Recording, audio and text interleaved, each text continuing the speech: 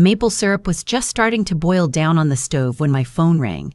Late October in Muskoka means the leaves are mostly gone and the wind off the lake bites through your sweater no matter how many layers you got on. I'd spent the morning at the Bracebridge Farmers Market picking up the last of the seasoned squash and a few jars of honey from the Mennonite family who set up next to the bakery. 63 years old and still trying to put up preserves before the first hard frost. Some habits don't leave you. I almost didn't answer. The number wasn't saved, and I'd been getting calls from people pretending to be from the CRA all week. But something made me pick up. Mom? The voice was barely a voice at all, more like air shaped into a word. It was my daughter, Elspeth. Sweetheart, where are you? I can hardly hear you. I need you to come get me. She was crying, but trying not to. I knew that sound.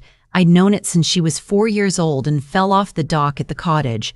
I'm at the gas station, the one past Port Severn. The Esso. Mom, please hurry. I turned off the stove. Mom, please hurry. I turned off the stove, didn't bother covering the pot, grabbed my keys and my parka and was in the truck inside of 2 minutes. Port Severn is about 45 minutes from my place if you push it. I pushed it. The whole drive down Highway 400, my hands wouldn't stop shaking. Elspeth was 31, 7 months pregnant with her first. Married almost 3 years to a man named Theodore Whitcomb, whose family came from old Toronto money, the kind that summered in Pointe-aux-Barrel and had a pew with their name on it at some Anglican church on Bloor Street. I never trusted his mother, but Elspeth loved him. And so I'd kept my mouth shut, the way mothers do, and I'd watched my daughter slowly fold herself smaller and smaller to fit into a family that had never wanted her.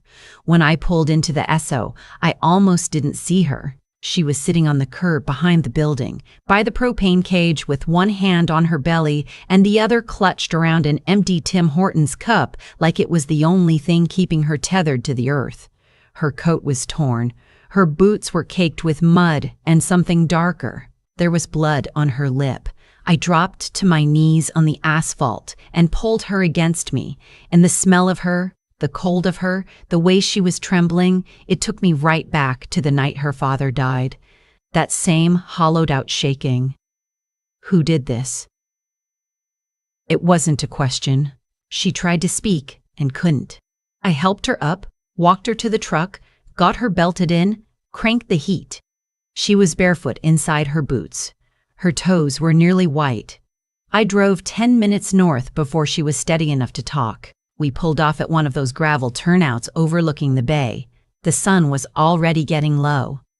November light, even in October. His mother, she whispered. Theodore's mother. She told me I deserved it. Deserved what, Elspeth? What happened to you? She looked at me and her eyes were so tired I could have wept.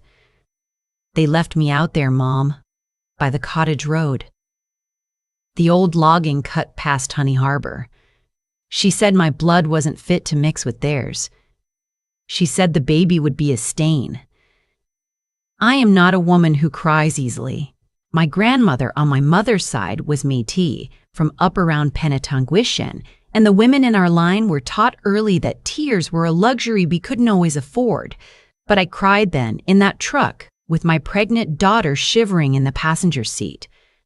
Just for a minute. Then I wiped my face with the back of my glove and I said, "Tell me everything, from the beginning." It came out in pieces. She'd gone up to the Whitcomb family compound that morning at her mother-in-law's invitation. A woman named Cordelia Whitcomb Ashby, 68 years old, widow of a Bay Street investment lawyer, chairwoman of 3 different charitable foundations, a face you'd see in the society pages of the Globe and Mail. Theodore was supposed to meet them there, but had been called into a meeting downtown, so it was just Elspeth, Cordelia, and Cordelia's son from her first marriage, a man named Rupert. Elspeth had never liked Rupert, said he had eyes that didn't blink enough. They'd had tea. Cordelia had been unusually warm, asked about the nursery, asked if Elspeth had picked names. Then she'd said she had something to show her, something for the baby, out at the boathouse. The rest came out so quietly I had to lean in. Rupert had been waiting in the boathouse. He'd grabbed her from behind. Cordelia had stood there in her cashmere coat and watched while her son shoved Elspeth's face down into the cold floor planks and told her she was going to learn what happened to women who tried to dirty up their bloodline. Cordelia had said, calm as church, that the baby would never inherit a single dollar of Whitcomb money, and that there were ways of making sure it didn't even need to. Elspeth had fought. She'd fought hard. There's an iron poker by the fireplace in that boathouse, she said, and she'd grabbed it and swung. She didn't know if she'd hit Rupert or just clipped him. She just ran. Ran across the lawn, down through the woods, hit the old logging road, ran until she couldn't run anymore, stayed off the road in the trees, walked maybe 4 kilometers in the cold to the gas station. She still had her phone in her coat pocket. She'd called me first. I sat in that truck and I listened to my daughter tell me that her husband's mother and stepbrother had tried to murder her unborn child, and I felt something settle in my chest that I hadn't felt in 40 years. Not since my brother Wesley and I were kids, and our grandfather sat us down by the wood stove the winter our father walked out and told us that there were 2 kinds of trouble in this world, the kind you walk away from and the kind you walk straight into with both eyes open. Some women would have driven to the OPP detachment right then. I thought about it. I really did. But I'd seen what families like the Whitcombs could do to a police report. I'd watched my husband's first wife try to take Cordelia's late husband's brother to court back in the 90s for something not unlike this, and I'd watched the lawyers bury her. Bury her so deep she ended up in a rooming house in Sudbury, on disability, on lithium, talking to nobody. I drove Elspeth home, to my place, not hers, mine. I put her in the spare room, the one that used to be Wesley's when we were kids, before Mom and Dad sold the house and I bought it back from the new owners in 2009. I ran her a bath. I made her tea with honey. I called Dr. T with honey. Beasley, our family doctor, who'd been my own pediatrician 60 years ago and was still practicing 2 days a week out of the clinic in Gravenhurst. He came out personally, examined her. The baby was all right. Heartbeat strong, bruising along her ribs and one cracked, not broken. Some abrasions on her face and hands. He photographed everything. He's known me since I was in pigtails, and he asked me, very quietly, if I wanted him to call the police. Not yet, I said. He nodded once and didn't ask again. After he left, I stood at the kitchen sink looking out at the dark water of the lake, and I thought about my brother Wesley. Wesley lives down in Owen Sound now, retired 3 years ago after 32 years with the RCMP, started his career on a reserve up north, ended it doing financial crimes out of Toronto. He's the sort of man who looks soft until you really look at him. Then you see the eyes. Same eyes our grandfather had. I sent him a text. 3 words, need you. Come. He drove up that night. Got to my place at 11:40 in the evening. Didn't say a word, just took off his boots in the mudroom, hung up his coat, sat down at the kitchen table, and waited for me to talk. I told him everything. When I was done, he sat very still for a long time. Then he said, tell me about the husband. Theodore, he doesn't know yet. Does he love her? I thought about that. Yes, I believe he does, but he's terrified of his mother. He's been terrified of her his whole life. Wesley nodded. Then we need to know whose side he'll come down on, quickly, and if he comes down on hers. He looked up at me with those grandfather eyes. Then we treat him like part of the problem. The next morning, I went into Elspeth's room and I sat on the edge of the bed. The morning sun was coming through the lace curtains the way it had when I was a girl. I asked her if she wanted to call Theodore. She said no. I asked her why. She said, because I need to know what he does first, before he knows I'm safe. She was smarter than I'd ever given her credit for. Or maybe I just refused to see it because I'd wanted her to be safer than smart. So we waited. By noon, Theodore had texted her 4 times. By 3, he'd called 8. By dinner, he was crying into her voicemail. By the next morning, he'd driven up to her house in Barrie, found it empty, driven back, gone to the police, filed a missing persons report. Wesley, who has friends in OPP, called me at 9 a.m. and confirmed the report had been filed. He's looking for her, Wesley said. He's not pretending to. That's good, I said. It is, but it's not enough. That afternoon, Wesley drove down to Toronto. I don't know who he met with. He's never told me, and I've never asked. He came back after 2 days with a thumb drive and a manila folder. The folder was full of everything you could want to know about Cordelia Whitcomb Ashby, her 3 foundations, her board memberships, her charitable disbursements over the past decade, the names of every donor who'd given more than $5,000 to her flagship project, a youth literacy initiative that ran out of a building on Spadina. The thumb drive was full of bank records. Wesley laid it all out on the kitchen table and walked me through it with the patience of a man who'd done this for a living. Cordelia's foundation, the literacy one, took in roughly $4 million a year in donations. About $600,000 of that actually reached the programs it was supposed to fund. The rest moved through a tangle of consultancy contracts, administrative fees, and one numbered Ontario corporation that had no employees, no office, and no purpose except to receive money. The numbered corporation belonged to Rupert. She's been laundering through her own son, Wesley said, for the better part of 15 years. How much? Conservatively, 28 million. Probably closer to 40. I looked down at the papers, and I thought about the woman who had stood in a boathouse and watched her son try to murder my pregnant daughter. The woman whose face was on the wall at literacy fundraisers. The woman who had sat at our wedding rehearsal dinner 3 years ago and told me with a small laugh that Elspeth was such a sweet girl, considering her background. I had been polite. That night, I had smiled. I had passed the bread. I was done being polite. Wesley said, "We have options. Tell me." We could go to the police.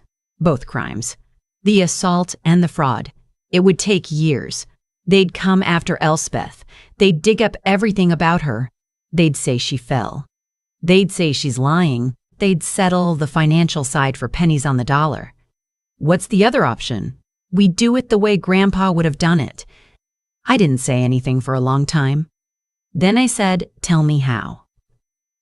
Our grandfather, Roland, had grown up during the Depression in a bush camp east of Sault Ste. Marie. His father had been killed by a falling tree when he was 11, and he'd been raised by an uncle who taught him how to trap, how to read weather, how to settle accounts with men who tried to cheat the family out of pelts. Grandpa Roland never raised his fist against anyone. He didn't have to. He had a way of arranging facts so that the truth simply could not be ignored. He used to say that the most dangerous thing in the world wasn't a gun. It was a paper trail in the hands of someone with patience. Wesley had inherited the patience. I had inherited the patience. I had inherited the paper trail. We brought Theodore in on a Saturday. I called him myself. Told him Elspeth was alive. Told him she was safe. Told him she wanted to see him, but only at my house, and only with his phone left in the truck, and only if he came alone. He cried on the phone. He didn't argue. When he arrived, Wesley was in the living room, and Dr. Beasley was there too, and Elspeth was sitting in my mother's old wingback chair with her hands folded over her belly. Theodore walked in and saw the bruises on her face, and he went down on his knees on the rug, and he sobbed like a child. "What did she do to you?" he kept saying. "What did she do?" He hadn't said, "Who?" He'd said, "What did she do?" He'd known. Some part of him had always known what his mother was capable of. Elspeth said, "I need you to choose, Theodore." He looked up. "You can be my husband," she said, "or you can be her son. You cannot be both." He chose, right there on his knees. He chose her. It took us 3 months. Wesley worked the financial angle through contacts I didn't ask about. Theodore, it turned out, had his own access to certain Whitcomb records, having been added to the foundation's board the year before as a formality. He gave Wesley everything, every email, every quarterly report, every wire transfer he could pull. He cooperated with a forensic accountant Wesley found through a former colleague. He cooperated with 2 journalists from the Toronto Star, whose names I will not mention here. He cooperated with the OPP Financial Crimes Unit. Meanwhile, I worked on Cordelia. I started small. I wrote a letter to the editor of the Globe and Mail under my maiden name, asking polite questions about the Whitcomb Literacy Foundation's auditing practices. It got published. Cordelia would have read it over her morning coffee. She wouldn't have known who I was. Just a curious senior from Muskoka. Then I called the chair of one of the foundations she sat on and asked, very carefully, whether they were aware of certain irregularities. I gave her enough to look, not enough to dismiss me. The chair was a woman named Margot who had been a year behind me at Trent in the 70s. She remembered me. She looked. By December, 2 of Cordelia's 3 foundation board seats had asked her to step down pending review. By January, the Star was asking her press contact for comment on a story they were preparing. By February, the OPP had executed a search warrant at the Numbered Corporation's registered address, which turned out to be a mail drop in a strip plaza in Mississauga. Cordelia called me on a Tuesday afternoon in late February. I don't know how she got my number, but I'd known she would, eventually. "I understand," she said in that voice like cut glass, "that we have a misunderstanding." "Do we?" "My son tells me my daughter-in-law has been unwell. Hormones. Pregnancy can be very disorienting. I would hate for any of this unpleasantness to escalate."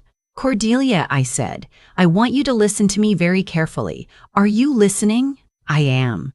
My grandmother was a Métis woman from La Fontaine. My grandfather was a bushman from north of the Sault. My mother sewed parkas for a living, and my father drove a milk truck. My daughter is carrying my first grandchild, and the blood that runs in her veins, the blood you call dirty, is the same blood that built this country while your husband's family was trading paper on Bay Street. Now, you are going to do exactly what I tell you, or you are going to spend the rest of your natural life in a women's correctional facility. Do you understand me?" There was a long silence. "What do you want?" she said. "3 things. You will resign from every board you sit on, effective tomorrow. You will sign over the entirety of the foundation's seized assets to a trust that my brother and I will administer for the benefit of literacy programs in northern and indigenous communities. And you will plead guilty to the assault on my daughter and accept whatever sentence the court hands down. In exchange, we will not pursue the additional charges we are prepared to file against you personally. Charges which include conspiracy and attempted murder of an unborn child, and which would, given the documentary evidence we have assembled, result in your incarceration well past the actuarial life expectancy of a woman of your age." She said, "You are bluffing. My brother is Sergeant Wesley R., retired RCMP, formerly of E Division Federal Serious and Organized Crime. My daughter's husband has provided sworn statements and original documentation. The Toronto Star has a piece running on March 4th. You have until March 1st to comply. Goodbye, Cordelia?" I hung up. She complied. Rupert did not. Rupert ran. He made it as far as a Best Western in Thunder Bay before the OPP picked him up. He was charged with aggravated assault and attempted forcible confinement. He pled guilty to the assault charges to avoid the rest. He's currently serving 7 years at Beaver Creek. Cordelia got 4. White-collar institution, she'll be out in 2 with good behavior. By then she'll be 72 years old, broke and unwelcome at every dinner table in Rosedale. Her name has been quietly removed from a hospital wing, 2 scholarship programs, and the donor wall at the AGO. Theodore divorced her formally, not Elspeth. His mother. He sent her a letter, hand-delivered to her lawyer the day before her sentencing hearing, severing all contact and renouncing any inheritance. He has not spoken to her since. The trust we set up is called the Roland and Margaret Foundation, after my grandfather and my grandmother. It distributed $800,000 in its first year to Indigenous-led literacy programs from Wikwemekong to Fort Severn. My brother sits on the board. So does Theodore. So does a young woman from Curve Lake First Nation who studied at York and is now at 34, running the whole operation better than any of us could. Elspeth gave birth in early April. A girl, 7 pounds, 3 ounces, strong lungs. They named her Margaret after my mother. I held her for the first time in the hospital in Barrie, with the spring light coming through the window, and I thought about all the women in my line who had carried us this far. My grandmother, who learned to read at 32 so she could write to her grandchildren. My mother, who worked 2 jobs so I could go to Trent. Me, Elspeth. And now this small, furious, hungry girl who would never know what her father's mother had tried to do to her, but who would know as she grew, every woman whose blood she carried. She is 2.5 years old now. She is loud. She is funny. She has my mother's chin and her father's eyebrows and a laugh like water over rocks. She calls me Granny Mar. She calls Wesley Uncle Wessie. She is the brightest thing in any room she enters. Last summer, we took her up to the cottage on Georgian Bay, the same cottage where my grandfather taught Wesley and me, more than 50 years ago, how to read the wind in the water and the ways of difficult men. We sat on the dock, and we watched her throw rocks into the bay with the focused fury of a small philosopher, and Wesley said, without looking at me, "Grandpa would have liked her." I said, "He would have. He'd have spoiled her rotten." Wesley smiled. He doesn't smile often.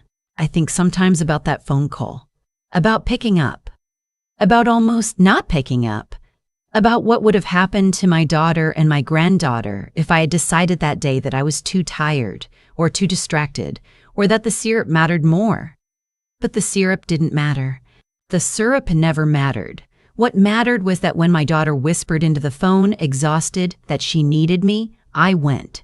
I went and I brought everything I had, and everything my brother had, and everything our grandfather had taught us about the kind of trouble you walk straight into with both eyes open. The blood that ran in her veins was not dirty. It was the strongest thing in any room it entered. It still is. It always will be. And the woman who tried to spill it in a boathouse on a cold October morning is sitting tonight in a cell somewhere outside of Kingston, wearing a uniform she would never have been caught dead in 3 years ago, eating institutional food off a plastic tray with no foundation, no friends. No name worth anything at all. That is what my grandfather taught us. That is exactly what he taught us. I thought about that October afternoon more times than I can count. I think about it when I'm canning tomatoes, when I'm watching little Margaret toddle across the dock, when the wind comes up off the bay and rattles the storm windows the way it did the night Wesley drove up from Owen Sound. And what I keep coming back to is this. Nothing that happened to my daughter in that boathouse came out of nowhere. Cordelia did not become the woman who could stand and watch her son hurt a pregnant girl overnight. She built that woman, choice by choice, year by year, every time she let cruelty pass for cleverness, and every time she mistook money for character, and every choice she made eventually came back to her with interest. That is not mysticism, that is just arithmetic. You cannot lay down 40 years of contempt and dishonest bookkeeping and expect the ledger not to balance, sooner or later in a courtroom or a hospital or a cell outside Kingston. But the same arithmetic works the other way, and that is the part I want my granddaughter to understand someday when she's old enough. My grandfather did not teach Wesley and me how to hate. He taught us how to pay attention, how to keep our word, how to read a room, read the weather, read the kind of man who watches your hands when you're counting change. He taught us that decency without strength is just decoration, and strength without decency is just cruelty, wearing a clean shirt. You need both. The honest heart and the spine to back it up, and the patience to wait for the right moment instead of the loud one. Elspeth showed me something that day at the gas station that I hadn't fully understood before. She didn't fall apart. She called me first, before her husband, before the police, before anyone, because some part of her knew that what she needed in that moment was not rescue but witness. She needed someone who would believe her without flinching. That's a kind of courage I think we don't talk about enough. Not the courage to fight, the courage to tell the truth out loud to someone who will hold it with you. If there's anything I'd want a younger woman watching this to take away, it's that being kind and being soft are not the same thing. You can be a person who puts up preserves and makes tea for strangers, and still be a person who, when the moment comes, picks up the keys and drives. You can love your in-laws and still see them clearly. You can keep the peace for years and still know exactly when peace has become surrender. The women in my line did not survive this country by being naive. They survived by being warm and watchful at the same time. That is what I am trying to pass down. That is what little Margaret will learn when the time is right. And that, in the end, is what my grandfather actually taught us.